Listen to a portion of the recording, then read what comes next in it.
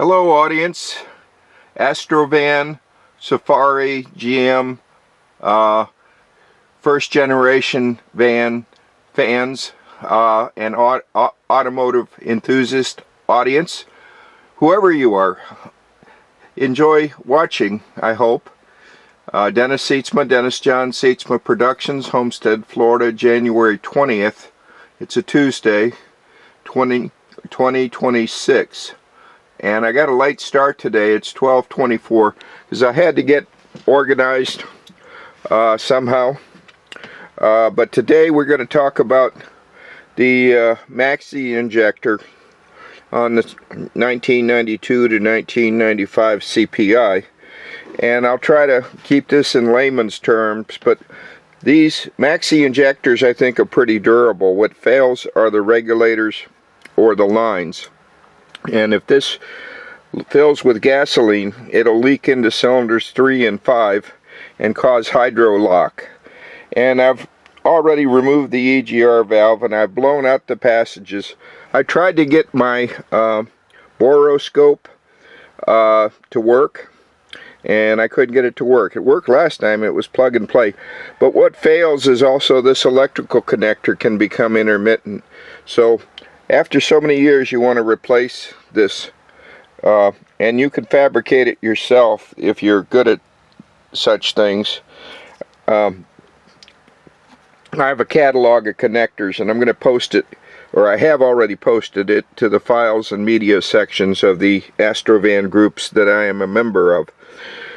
But for now, I think I'm ready to finish the final clean before I install this. And I have all my notes here.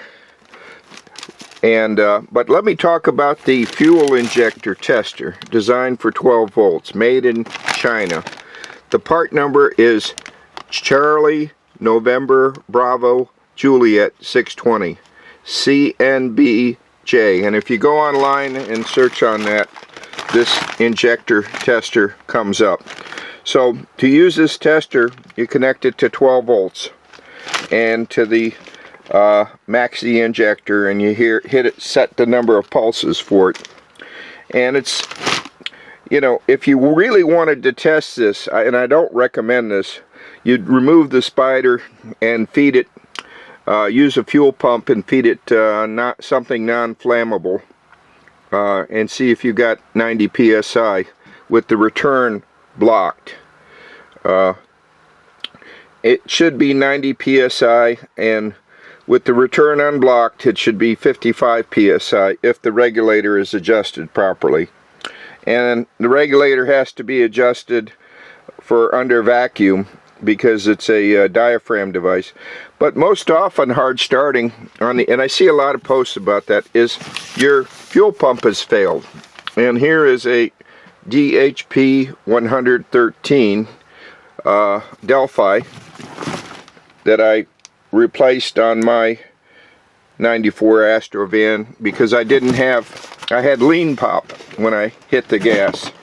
So this, and the newer pumps have a heavier electrical connection. It's a better item than the original one. But I think, and this is just my opinion, I'm not a professional, I'm not an expert. I think what causes these fuel pumps to fail is people run them until they're out of gas. And so keep your tank half full, and I think you'll get better service life. But this one I burnt out it's a 3-pin connector. Let me find it here. It's a 3-pin connector, and 2 of these pins are power and for the fuel pump to run, and the 3rd pin is for the instrumentation, and it's a resistance. So if you accidentally put 12 volts on here like I did trying to run the fuel pump, you'll burn out the resistor. So make sure you ferret out the colors for power, and I see the colors on this is gray and black with a white stripe and brown is what I see. And you can look it up in the service manual to see what is power and what is return for the fuel pump, power and return, and also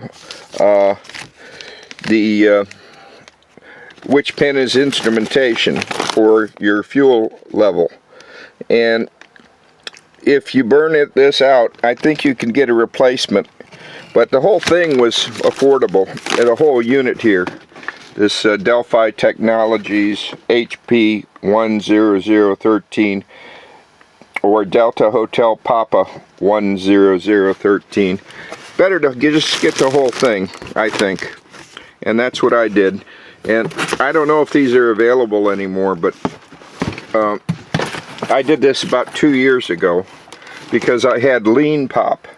And lean pop is when you're fuel starved. When you hit the gas, boom, instead of it doing that, it goes pop, pop, pop, and you can hear it exploding.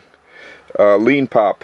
And you can look online if you're a novice automotive person, you can look up lean pop. Well, I don't know if I'm going to get this going today or not, if I'm going to get, I have limited time to work on this, and I'm going slow because I want to show the audience, whoever you may be, step by step about the 1992 to 1995 fuel injection. People call CPI, but the service manual calls it Central Multi-Port Fuel Injection, CMFI. And CMFI was replaced by CSFI, Central Sequential. And the difference, this system, the maxi, it goes about three pulses per RPM from the computer to, and it fires all 6 poppets, all 6 spray simultaneously. And you could have a leaking poppet or a clogged poppet. But my experience has been most of the problems aren't with the poppet, it's usually the regulator that fails. And the Central Sequential Fuel Injection that came out in 1996, I don't have any experience with, so I can't speak about it. But I'm going to hook up this this tester and show you this fuel. You know, I'm an electronic engineer. I could have designed this and built it, but it was 20 bucks online at the time I bought it, so what the hey. And it works good. So give me a moment to connect that. I'm going to pause the camera. Stand by, audience. Okay, now the cool thing about this is it's powered by your 12-volt battery in your vehicle. And once it's powered up, you can set the mode. And it connects to the connector that could go bad. So you're testing both the connector and the woozy-wazzy. So I'm going to hit the pulse and hit reset. Do mode select. Now this will be short bursts. This will be long bursts. Yeah, I don't know why it doesn't show anything, any pulses. I'm going to pause the camera and make sure I got these connections, because these are, I'll show it to you in a minute, they're little tiny pins. Now take a good look at how small those pins are. So if you didn't have this tester already set up to connect to them, you'd have a time connecting to them with a regular alligator clip. So I'll let you look at that for a minute. Try to get close on it. Okay, and here, this too. You can see how small those are. I wish I had better lighting, but this, you get the idea, audience. Thumbs up if anything good here. Now, here's your coolant sensor. There's 2 coolant sensors on this engine, one for the computer and the other one for instrumentation. And I don't know which is which. But I always wondered, why do you need 2 coolant sensors on the engine? But one's for the powertrain control module, the PCM, and the other one's for the instrumentation on your dash for coolant temp. And they're independent. So hang on a second while I try to get this thing to work. Okay, to properly demonstrate this, I'd have to have the fuel pump in and this manifold in the vehicle, and I've done that in the past, so I'll do it again after I get the manifold in, and I'll show you how it really works. I'll just pull one poppet at a time and show you. So it'll spray everywhere, and the potential for fire is bad, so don't do it. Don't do this at home, audience. But the way it works is you hit the pulse, and it pulses it at different rates. There's short, medium, and long as far as the number of pulses it sends out. So this is a nice little device, but I can't test it like this, the way I thought I could.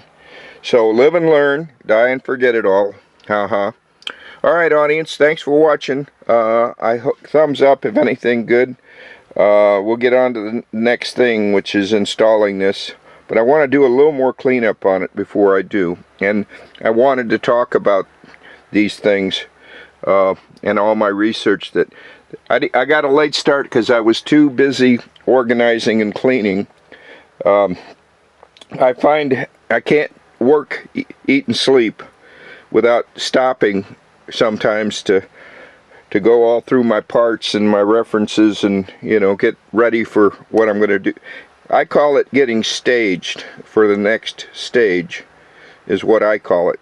So, okay, to carry on, Astro Van project, Astro Van fans, Leslie, L-I-S-L-E 70500, tap socket set. That's what I like, because it holds the tap. L-I-S-L-E 70500, and I'll take a picture of it too. But I wanted to tell you because I found the remains of the packaging, and this is worth adding to your toolbox. In the meantime, I'm going to charge up these batteries with my battery tender. I really like the battery tender because they have an outdoor version, and these are really good to maintain your batteries. Okay, people, it's 2:50 in the afternoon. Same day, January 20th, 2026. It's a Tuesday. 2:51. Man, I've been working all day trying to get organized and get staged, and I still haven't got it installed yet. But let me show you something here you might like. I hope you like my tips, but I'm not a professional. This is just my opinion. This is a documentary, okay? So you post a comment, don't say, "You dummy, you did it wrong." Just say how to do it better. Okay, I kept working on this, trying to get the gunk off the gaskets to prepare for the new gaskets. What I found best so far in my experience, I used some lacquer thinner and Adobe, a Scotch Brite pad. That seemed to do the best for getting what's left on here off. So that said, we will carry on. Next segment. Okay, it's getting later in the day. It's 3:44, and oh, I'm tired. Oh, I'm tired.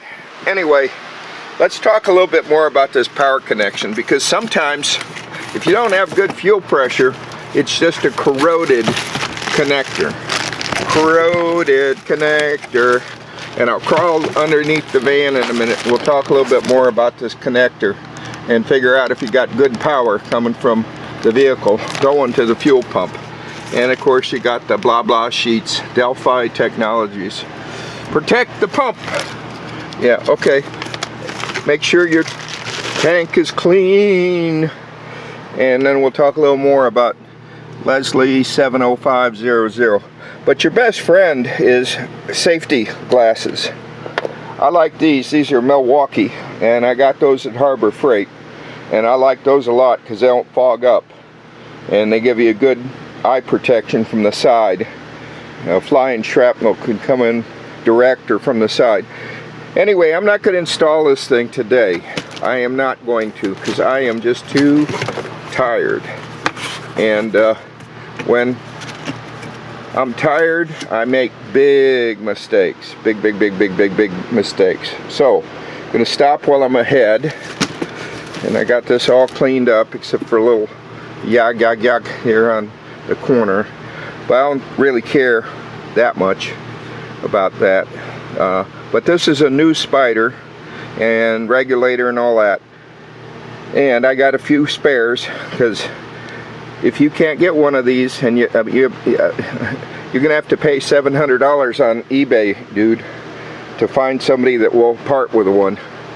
$400 to $700.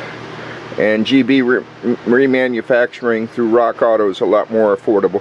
But I'll crawl underneath the van. We'll talk a little bit more about other stuff before the sun goes down today. Maybe. See how it goes. Next segment. Audience, thanks for watching.